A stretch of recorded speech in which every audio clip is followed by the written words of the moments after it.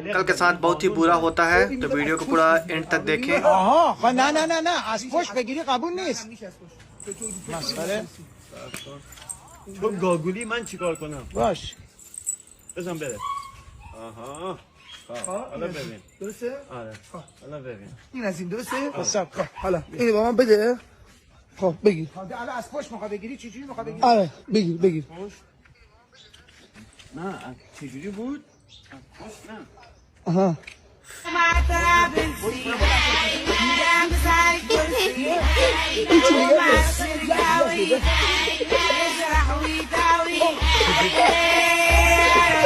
बर्फ डाल दीजिए।